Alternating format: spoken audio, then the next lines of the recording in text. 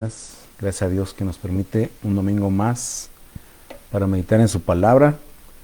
Y como puede ver, ahora llegamos al número 8 de las piedras fundamentales.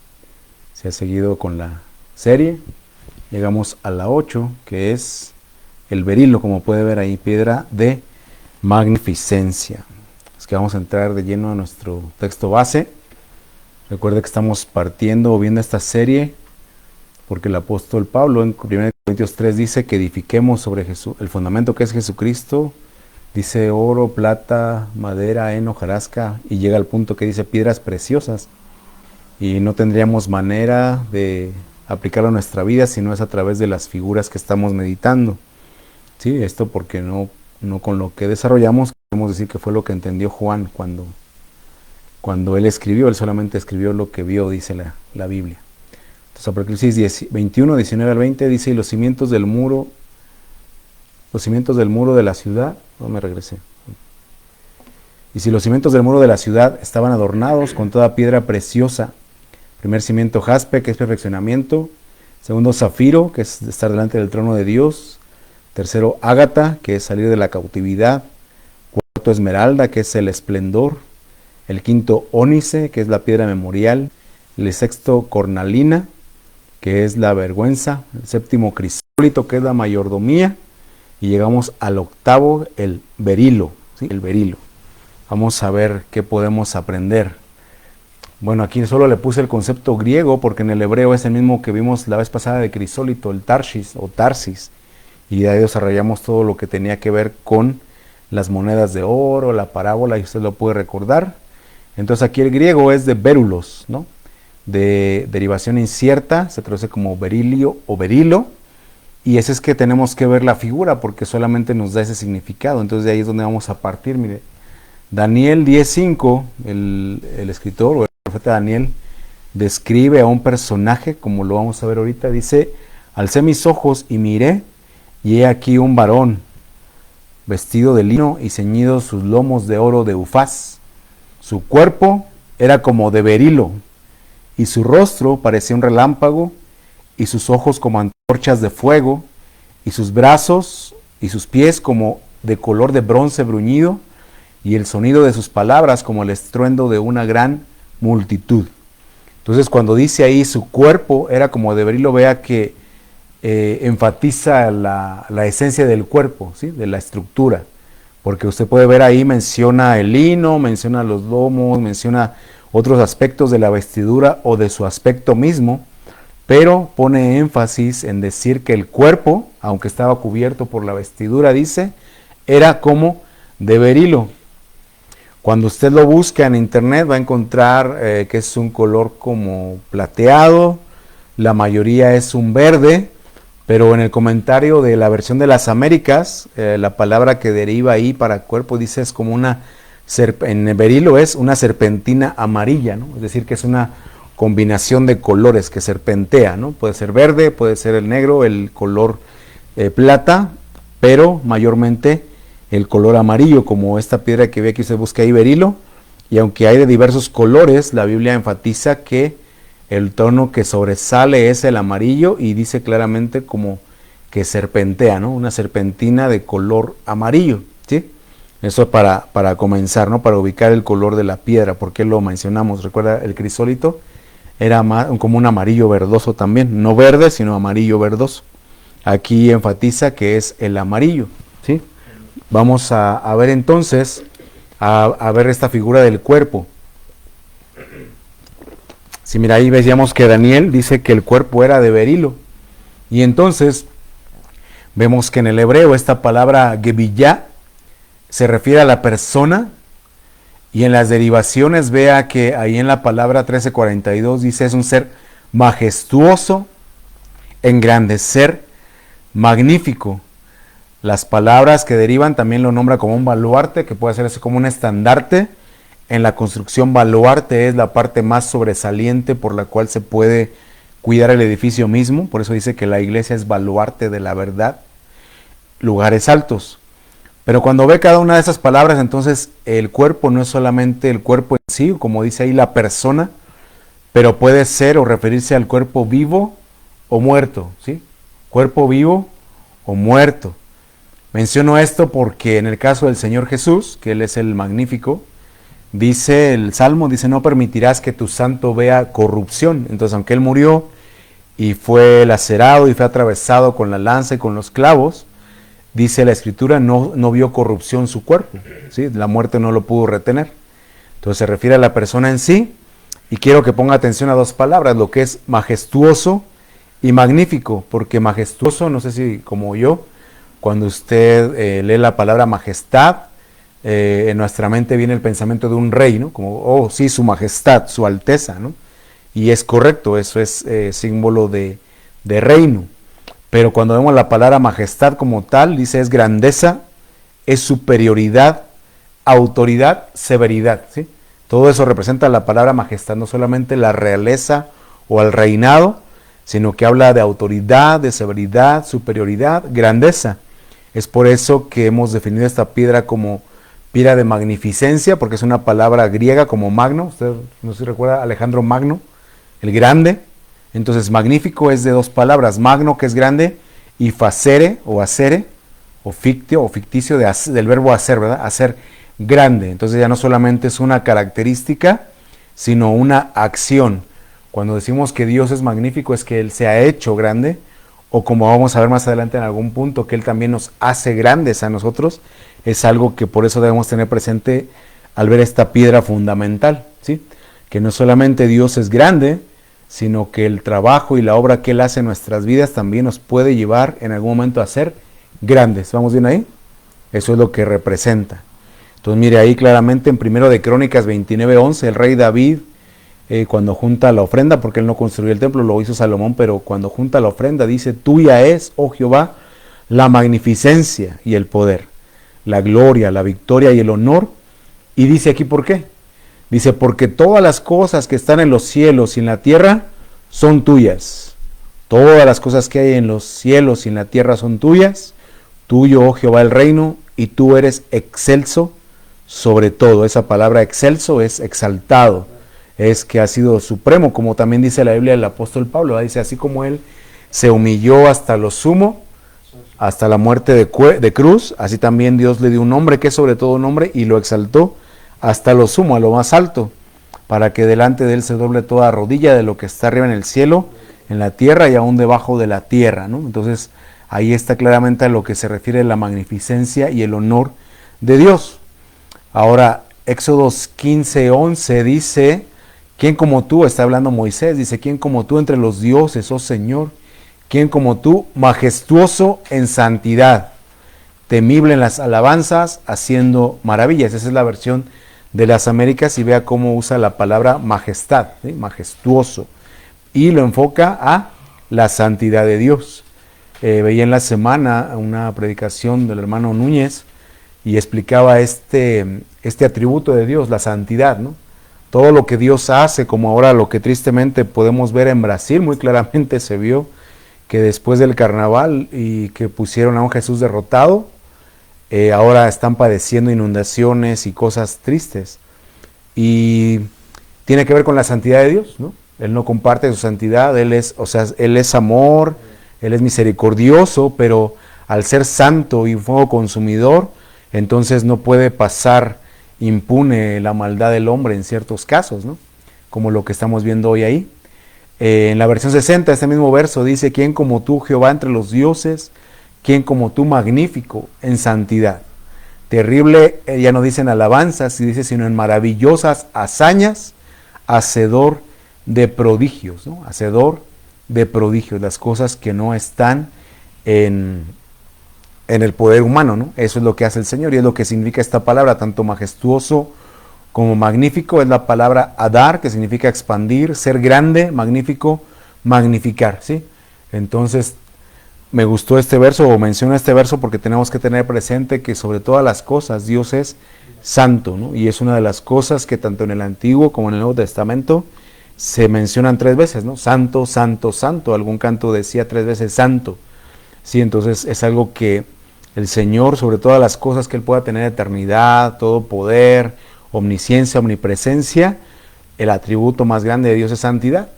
y es algo que Él espera de nosotros. Dices, tú tienes que ser santo, así como yo soy santo, o porque yo soy santo, ¿sí? Tiene que haber en nuestra vida un lugar en el cual nosotros podamos estar trabajando. Obviamente para nosotros en la doctrina apostólica, la doctrina paulina, es un proceso, ¿verdad? Dice vuestra santificación, dice que esa es la voluntad de Dios.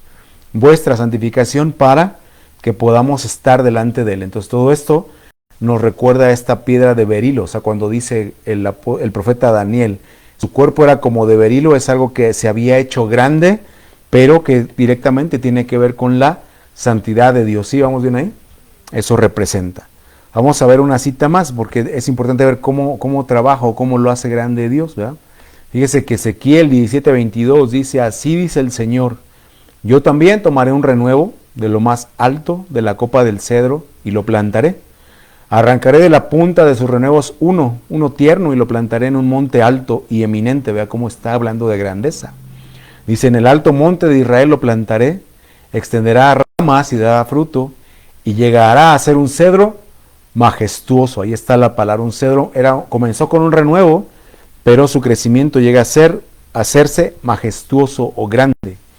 Debajo de él anidarán toda clase de aves, a la sombra de sus ramas anidarán, y todos los árboles del campo sabrán que yo soy el Señor. Pero vea esta parte, es como Dios trabaja con nosotros. Dice, humillo al árbol elevado y elevo al árbol humilde. Saco al árbol verde y hago reverdecer al árbol seco. Yo el Señor he hablado y lo haré. Entonces, para que tenga presente, porque cuando hablamos de hacernos grandes, pues obviamente es una característica de virtud, ¿verdad? Es algo virtuoso en sí mismo. Pero en el corazón del Señor, él, como le dijo al profeta Samuel, yo no miro lo alto de su estatura o su apariencia, porque yo no miro precisamente la apariencia, lo que está delante del hombre, sino que yo miro el corazón, dice ahí primero de Samuel. Y vemos esa misma figura aquí, dice hablando de los árboles, dice humillo al árbol elevado, pero elevo al árbol humilde. Entonces Dios trabaja, la palabra clave ahí es renuevo, ¿no? Lo que se renueva, lo que, como dice Corintios, dice... todas las cosas son hechas nuevas, ¿verdad? No sé si se movió ahí la luz, si se oscureció, se sigue viendo bien. ¿Sí? Yo lo haré, dice el Señor. Gracias. Y quiero compartirle algo más. Mire, esta piedra de berilo, hemos visto que así como en el pectoral o como en la vestidura del personaje de Ezequiel 28, representa, bueno, en el caso de la vestidura es otra cosa, pero en el pectoral representa uno de los hijos de Israel, siguiendo el orden de cómo estaban organizadas las piedras. En el pectoral del sumo sacerdote, esta piedra correspondería a Zabulón, ¿sí? A Zabulón. Y mire aquí lo que nos va a enseñar. Génesis 30, cuando nos relata cómo fue su nacimiento de Zabulón, dice, después concibió Lea otra vez y dio a luz al sexto hijo a Jacob. Y dijo Lea, Dios me ha dado una buena dote. ¿Sí? Una buena dote, una buena provisión. Dice, ahora morará conmigo mi marido, porque le he dado a luz 6 hijos y llamó su nombre Zabulón. Entonces aquí vemos que este nombre es un juego de palabras, ¿sí? Tanto en la palabra dote, que es Sebet, como en la palabra misma Zabulón, que es Zebulún, y en la palabra morar, todas tienen que ver con la Z, dice Zabal, ¿no? Sebet, Zebulún, Zabal, ¿no? Parece así como un trabalengua, ¿no? Pues entonces dice dote, que es un regalo, es un obsequio, es una conferencia, es algo que se confirió, ¿sí? Como veíamos la vez pasada de la mayordomía, ¿sí? Los dotes o los talentos no tenían que ver, aunque dice ahí con la capacidad, pero veíamos que esa palabra la relaciona con la potencia o el poder del Espíritu Santo dentro de nosotros, ¿sí? Para que nadie se sienta o se vea menos, ¿sí? Esa conferencia. Zabulón. La raíz es Sabat, ¿sí? Pero entonces ahí, cuando vemos la palabra morar, dice ahora morará conmigo, veamos que es habitación, es residir, es morar con, ¿sí? Morar con, ¿sí? Ahí nos va ubicando entonces que esta piedra, o sea, la magnificencia viene, obviamente como hemos aprendido, dice no puede el hombre recibir nada que no le haya sido dado de arriba, sino que todo viene del Padre de las luces, ¿verdad? De que viene toda buena dádiva y todo don perfecto, ¿sí?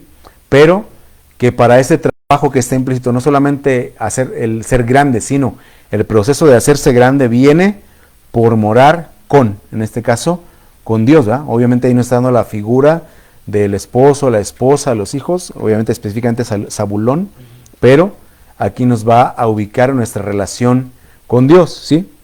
Ahora, quiero enfocar 3 cosas que se mencionan en la Biblia de Zabulón, mira, y que nosotros tenemos que trabajar. Esta meditación que tenemos esta mañana tiene que ver con un trabajo, ¿no? Y entonces nosotros tenemos que ver cómo es que se va a manifestar. Jueces 5:14, ahí en el cántico de Débora y Barak, dice Zabulón que tenía vara de mando. Dice Zabulón que tenía vara de mando. Y cuando vemos ese término, ¿va? Vara de mando, nos podría referir así como autoridad, ¿no? Quien tiene autoridad. Y no es como en el mundo, ¿verdad? Que a veces no precisamente el que tiene autoridad es que tiene capacidad o corazón, sino simplemente un cargo, un nombramiento. Pero en el caso de la Biblia o en el caso de cuando nosotros pensamos una piedra de magnificencia, una piedra que nos habla de hacernos grandes, obviamente no nosotros mismos, sino que Dios haciéndonos grandes, dice ahí son 2 cosas, vara de mando. Para la palabra vara, como puede ver ahí, usa la palabra shevet, y para la palabra mando, zafar, ¿no? Que tenían shevet, zafar. ¿Qué significa que tenía vara de mando? O sea, no solamente la autoridad o el cargo, sino que esta vara, dice ahí, era para castigar, pero propiamente otras versiones como las Américas, o incluso en inglés dice una pluma de escribiente, ¿sí? Ya no da la idea de una vara de mando, sino que dice una pluma de escribiente. Pero fíjese que esa pluma de escribiente no solamente era para transcribir letra por letra, en el caso de los escribas, sino que así como que se castiga con vara cuando dice la Biblia, ¿verdad? Se lo castigarás con vara y no morirá, hablando del joven que es rebelde o que insiste en la mala conducta. Habla que esta vara es para castigo, esta vara es para escribir, pero escribir en él el mandamiento, como dice la Biblia. El nuevo pacto, dice, dice, escribiré mi ley en su mente y en su corazón, ¿sí? Entonces tiene que ver con que dejemos que Dios escriba esa ley en nuestra mente y nuestro corazón. ¿Qué me quiero decir en lo práctico? Hemos visto, ¿verdad? Hoy día que aún jóvenes cristianos tienen en su mente los pensamientos del mundo, ¿no? Las cuestiones culturales, lo que el mundo dice, lo que el mundo promueve como justo, como virtuoso, como lógico, ¿verdad? Así como mi cuerpo, mi decisión, es algo lógico. Obviamente, ya cuando empezamos a ver, bueno, esa acción no soluciona el problema, ¿verdad? Hablando del aborto, no la soluciona. Entonces, por eso aquí es que tenemos que dejar que sea Dios el que escriba en nuestra mente, nuestros pensamientos, nuestra manera de pensar y nuestra manera de sentir, nuestro corazón, sus mandamientos, ¿no? Pero vea cómo también esta vara, dice, es para luchar, para gobernar, para caminar, ¿no? Así como cuando la gente que practica el alpinismo o el hiking, ¿no? Que le llaman en inglés, que una vara de apoyo, un bastón, eso significa esta vara de mando. O sea, entonces tengo vara de mando, vara de autoridad, porque dejo que Dios escriba sus pensamientos en mi mente, en mi corazón, me apoyo en sus principios, aun cuando vayan en contra de lo que es este mundo, ¿verdad? Dicho sea de paso, está escrito en la palabra, cielo y tierra pasará, pero mi palabra no pasará, dice el Señor. Vemos por eso que, hablando de Abraham, dice que él vivió entre los filisteos muchos días por invocar el nombre del Olam, el Dios eterno, el que no cambia, ¿no? Es lo mismo en cuestión de la palabra.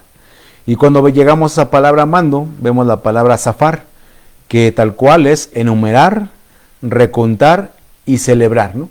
Entonces, ¿cómo aplica en nuestra vida? Que si queremos ser grandes y tener una vara de mando, como le decía, no es porque tenga un cargo o porque alguien me nombró, sino porque yo mismo enumero y recuento, ya sea para celebrar, pero también para referir, como las palabras que vienen ahí para como significados, ¿verdad?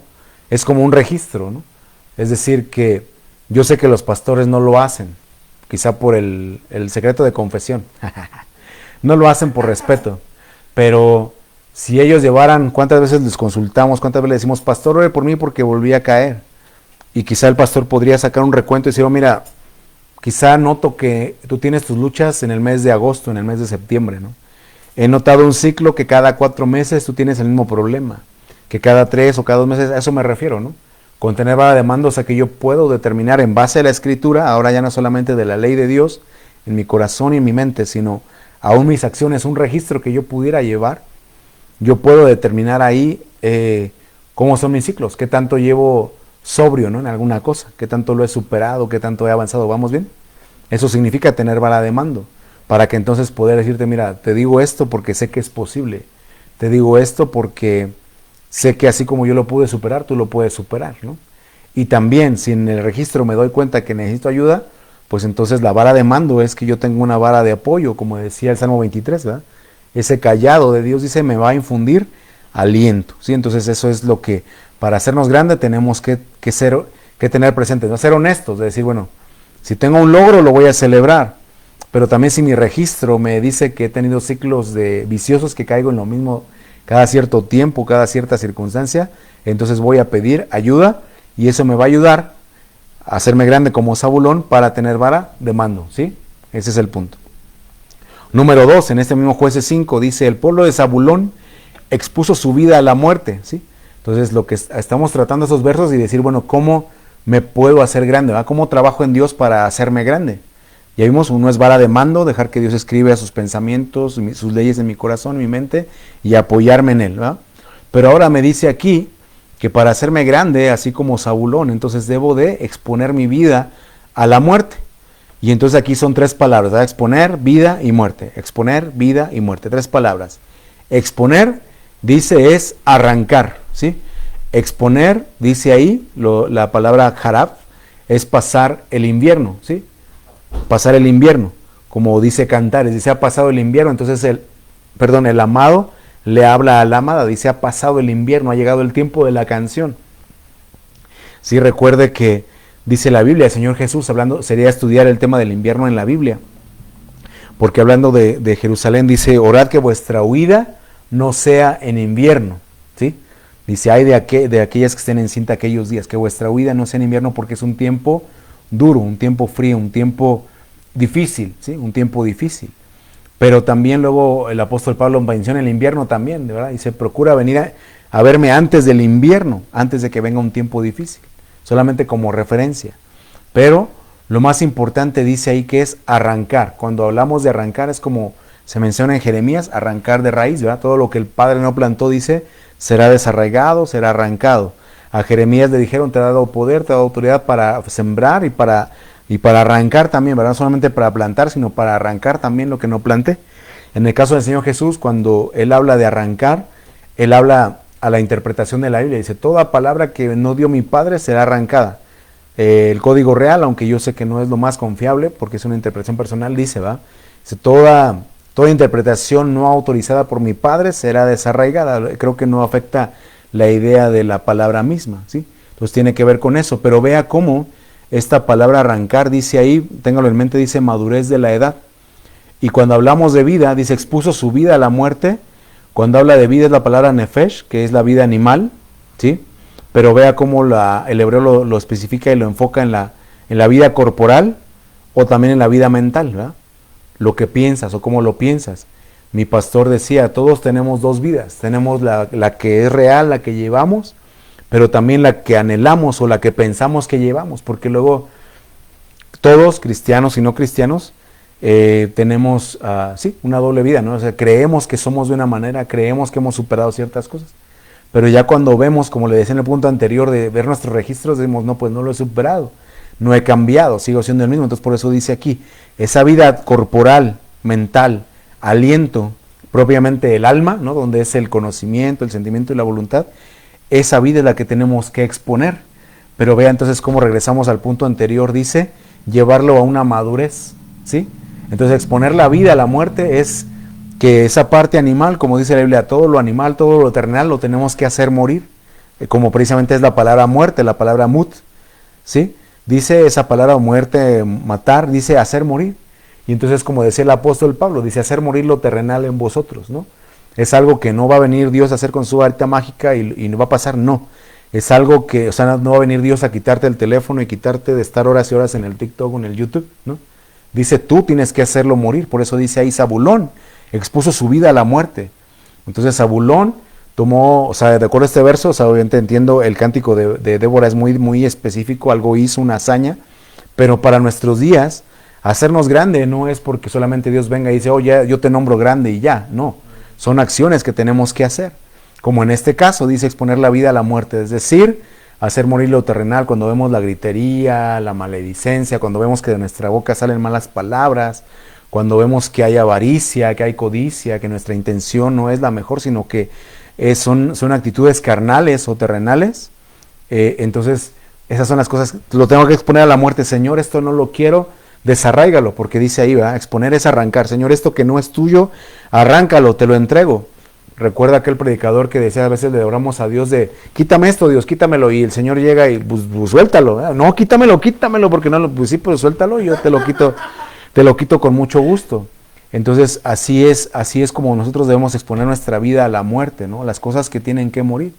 Dice también en Apocalipsis, dice, afirma las cosas que están por morir, porque no ha hallado tus obras perfectas delante de Dios. Obviamente ahí habla de que hay cosas que Dios quiere que permanezcan vivas y que nosotros no debemos hacerlas morir, pero aquellas que sí tenemos que hacerlas morir, entonces dice, exponlas, y eso es madurez, ¿sí vamos bien? Eso es exponer tu vida a la muerte, y que te va a llevar a ser grande delante de Dios.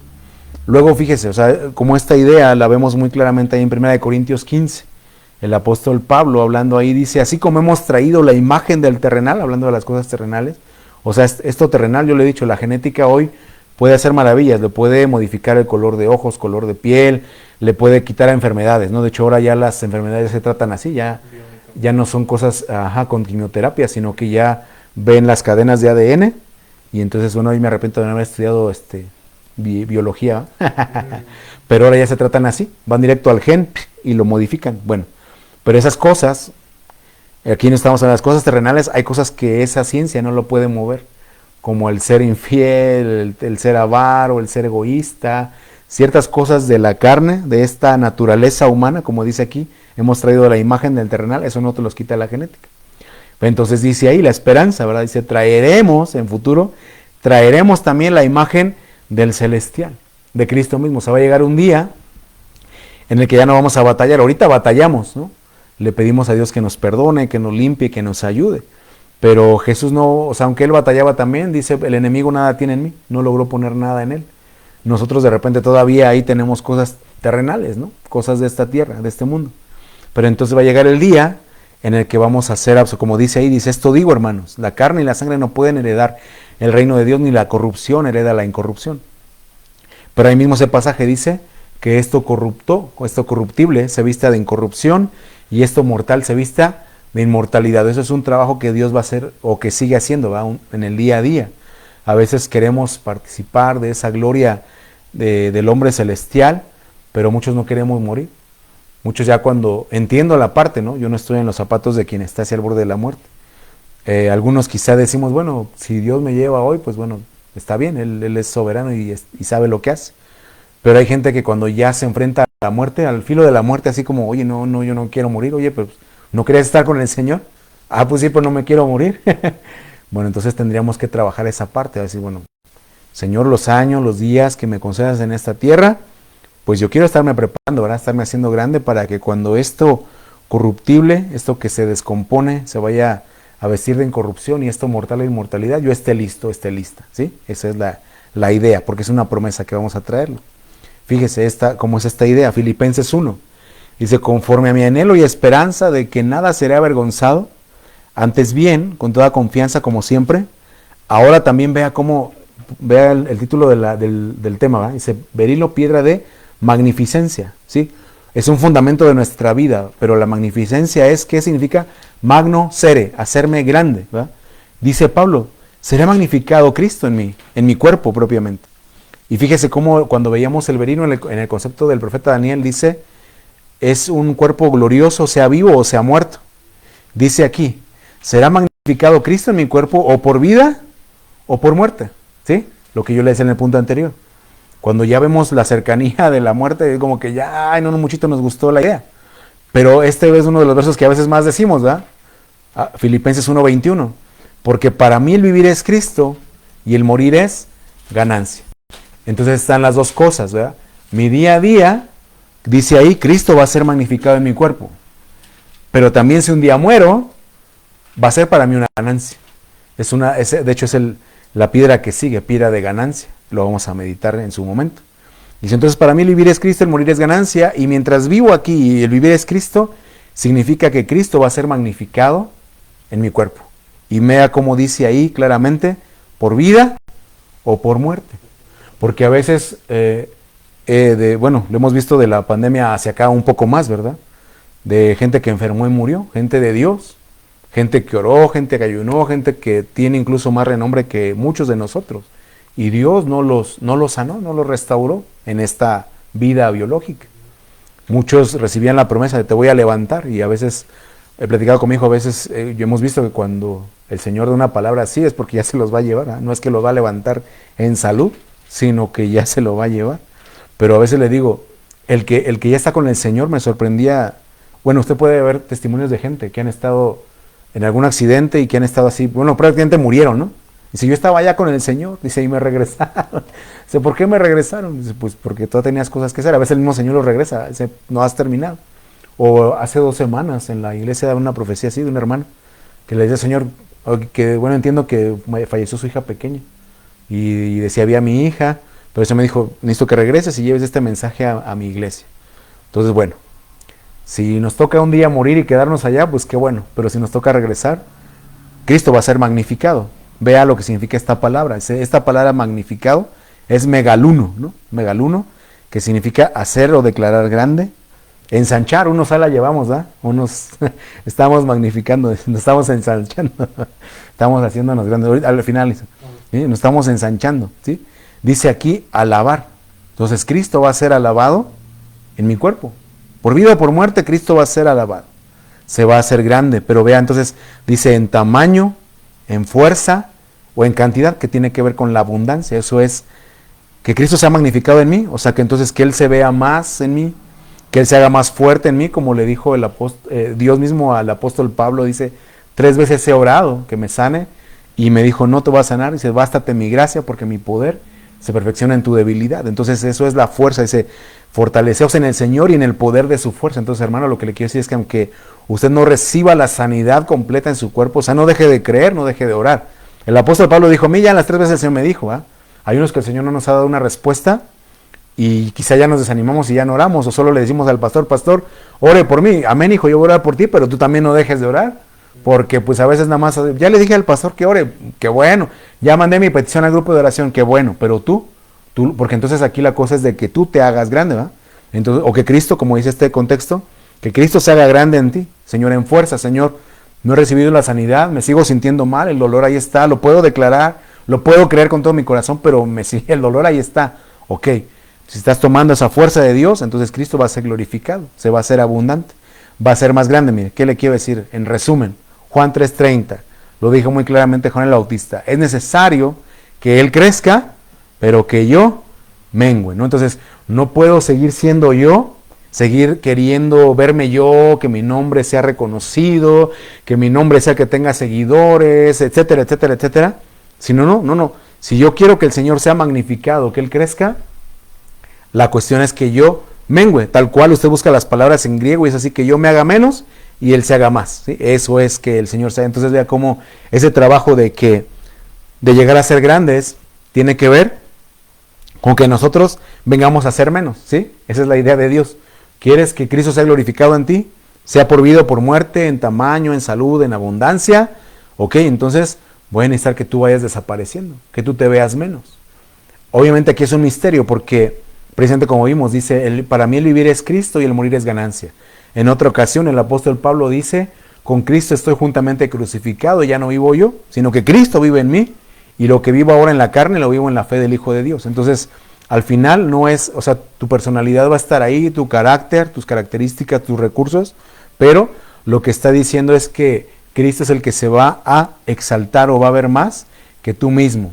Ahora mire, tenga en su mente que estamos viendo que Zabulón representa esta piedra de berilo, ¿verdad?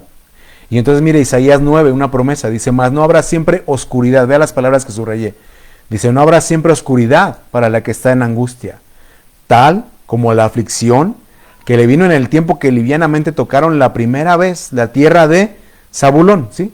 Entonces Zabulón y Neftalí, en un principio dice, vino oscuridad, vino angustia, vino aflicción. Dice, pues al fin llenará de gloria el camino del mar, de aquel lado del Jordán, en Galilea de los gentiles. El pueblo que andaba en tinieblas vio gran luz, los que moraban en tierra de sombra de muerte, luz resplandeció sobre ellos, ¿sí?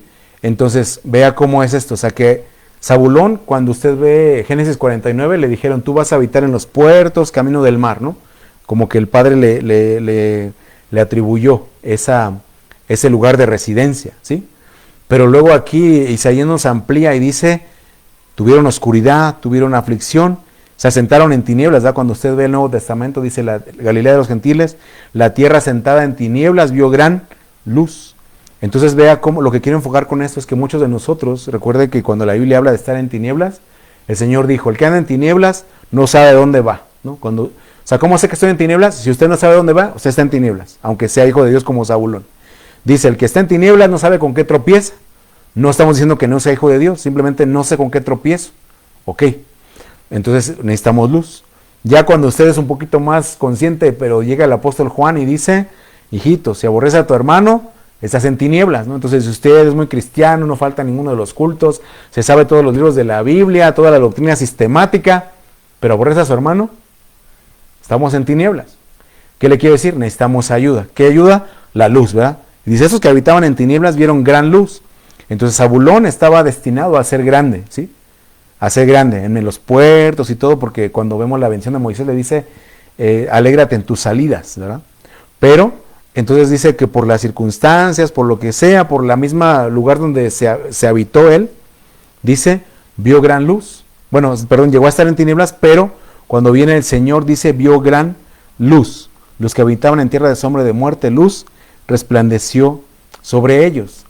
Y entonces aquí le quiero mostrar algunas cosas de cómo hacernos grandes, ¿verdad? Porque entonces Zabulón ya era un hijo de Dios, tenía promesa, pero se asentó en tinieblas, ¿no? No sabía dónde iba, no sabía con qué tropezaba.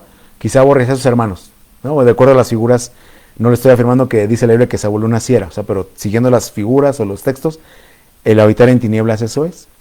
Pero entonces llega el Señor y dice, Mateo 20, y dice, el que quiera hacerse grande, el que quiera magnificarse, ¿no? El que quiera hacerse grande entre vosotros será vuestro servidor. El que quiera ser el primero entre vosotros será vuestro siervo. Así como el Hijo del Hombre no vino para ser servido, sino para servir y para dar su vida en rescate por muchos, ¿no? Entonces, ¿cómo voy a ser grande? Sirviendo. Sirviendo a mis hermanos, dice ahí, sirviendo a mis hermanos, sirviendo a otros. Ya vimos en un texto anterior, ¿verdad? Dice que expuso su vida a la muerte, no solamente en aras de ser un héroe, sino madurar, ¿no? Madurar para que entonces nosotros podamos ser ejemplo a otros. Dice, dar su vida en rescate por muchos. Y le quiero dar otro ejemplo, mire, Hebreos 11:24. Dice, por la fe Moisés, hecho ya grande, yo no había puesto atención a ese verso, dice, hecho ya grande, rehusó llamarse hijo de la hija de Faraón. Entonces, sí entiendo que habla de la edad, ¿no? O sea, no llegó con la hija de Faraón siendo un niño, recién criado, como vemos en el verso siguiente, fue preparado en la sabiduría de los egipcios, pero dice ahí, hecho ya grande, rehusó llamarse hijo de la hija de Faraón. Entonces, obviamente dice el siguiente verso ahí, de Hebreos 11, dice, escogió el vituperio de Cristo antes que los placeres temporales del pecado. Entonces, ¿por qué nosotros a veces no renunciamos al pecado? Porque aún no somos grandes. No somos lo suficientemente grandes como para renunciar al pecado, como para, en el caso del Señor, dice la promesa, comerá mantequilla y miel hasta que aprenda a desechar lo malo y escoger lo bueno. Esto no ocurre sino hasta que uno es hecho ya grande. Obviamente, si lo vemos en un aspecto natural, dice el apóstol Pedro, dice, desead como niños recién nacidos la leche espiritual no adulterada para que por ella crezcas para salvación. Y mire, entonces le pongo Hechos 7:22, tiene que ver con la enseñanza. Dice, fue enseñado Moisés en toda la sabiduría de los egipcios. ¿Sí? Véalo en nuestros días. Muchos jóvenes son enseñados en las mejores escuelas de su lugar de residencia o de sus recursos a lo que puedan ir, pero no se hacen poderosos en palabras y en obras, sino que terminan apartándose de Dios, dándole la espalda a Dios, odiando todo lo que tiene que ver, se dejan llevar por la cultura. Pero entonces vea cómo en el caso de Moisés, está hablando del mismo Moisés, dice, él fue enseñado, pero llegó a ser poderoso en palabras y en obras. ¿Qué me quiere decir? Vamos al verso siguiente. Mire, Santiago 3, 4 y 5. Mirad también las naves, aunque tan grandes y llevadas de impetuosos vientos, son gobernadas por un pequeño timón. Así cuando yo leí aquí me acordé así como Hakuna Matata, no es Hakuna Matata. un pequeño timón, por donde el que las gobierna quiere. ¿A qué lo relaciona el pequeño timón? Dice, así también la lengua es un miembro pequeño, pero se jacta de grandes cosas. He aquí, cuán gran bosque enciende un pequeño fuego. Entonces, ¿qué le quiero decir? Así como vimos acá, mire, de Moisés dice, fue enseñado, pero fue poderoso en palabras y en obras. Cuando ves esa palabra poderoso, dice, es que era posible, es que era congruente, ¿sí? O sea, Moisés no es que decía una cosa y hacía otra. No es que decía, soy cristiano y lo negaba. Decía, no, soy cristiano, y nos da el ejemplo, ¿eh? Se rehusó llamarse hijo del eje. ¿Sabes qué? Escojo el vituperio de Cristo. ¿Sabes qué? Hay cosas que yo no puedo negar mi fe. No por convenirte a ti, no porque yo quiera perder mis seguidores o mis millones si soy un artista o un influencer, ¿verdad? No por eso yo voy a negar la palabra de Dios, ¿sí? Pero eso no va a pasar si yo no me hago grande. Entonces, tengo que ser enseñado por la palabra de Dios, enseñado por la cuestión secular, pero entonces también tiene que ver con lo que yo hablo. Dice, así como una nave que es grande y es gobernada por un pequeño timón, así también tú, ¿sí? Eres grande, vas a enfrentar cosas grandes, pero te va a gobernar tu lengua, lo que declares. Si tú te jactas y no, o sea, si no eres congruente lo que haces con lo que dices, te vas a estrellar. Pero si logras alimentarte de la palabra de Dios, o logramos alimentarnos de la palabra de Dios, y ser congruentes, lo que decimos con lo que hacemos, lo que decimos es congruente con lo que pensamos, como dice la Biblia, dice, tienes que dar razón de tu fe, de la esperanza que hay en ti. Decir, bueno, mira, yo creo esto, por esto, pero a veces solamente repetimos lo que escuchamos al pastor, lo que escuchamos a aquel que estaba convencido, y nosotros no logramos entender, ¿verdad? ¿Por qué decimos lo que decimos? Entonces ahí es donde nuestra vida está en vías de estrellarse, ¿no? No llegar a ser grande o a hacerse grande, sino de llegar a tener pérdida, ¿no? Y entonces ahí usted puede meditar ahí las cosas que nos van a llevar a hacer uso de esta piedra fundamental de berilo, piedra de magnificencia. ¿Quedamos que es magnificencia? Hacerse grande, ¿no? Magno, grande, ficencia, hacer, ¿no? El verbo hacer, hacerse grande. Y ya vimos más o menos cómo está trazado en la Biblia, que no es solamente como Dios, ¿verdad? Dios es magnífico por naturaleza, pero a nosotros, a través de la palabra, a través de la enseñanza, a través de la madurez, nos da la oportunidad, a través del servicio, ¿verdad?, de hacernos grandes. Esa es la enseñanza de esta piedra fundamental, ¿sí? Vamos a orar y pedirle al Señor que nos ayude, que nos dé la capacidad de poder permanecer humildes, ¿verdad? Porque decíamos, dice la palabra, ¿verdad? Dice, él hace grande al humilde, y al que es altivo, lo hace pequeño, lo humilla. Padre, en esta mañana nos presentamos delante de ti, Dios, te damos gracias, Señor, por tu presencia, gracias por tu palabra, Señor, y gracias también por la oportunidad que nos das de hacernos grandes, Señor. Tú eres grande por naturaleza, tú eres magnífico en santidad, tú eres grande porque tú eres dueño, como decía el rey David. Todo lo que hay en los cielos y en la tierra son tuyos, Señor. Todo te pertenece a ti. Pero en esta mañana, Señor, no queremos ser humillados. No queremos, Señor, ser incongruentes de lo que decimos con lo que hacemos. No queremos, Señor, que tengamos conocimiento y que ese conocimiento nos desvíe y que ese conocimiento nos lleve a ensoberbecernos y al final ser humillados, Señor. Queremos que ese conocimiento, así como Moisés fue preparado, pero llegó a ser grande al punto de que escogió el vituperio de Cristo. Como leímos claramente, Moisés hecho grande, escogió el vituperio de Cristo.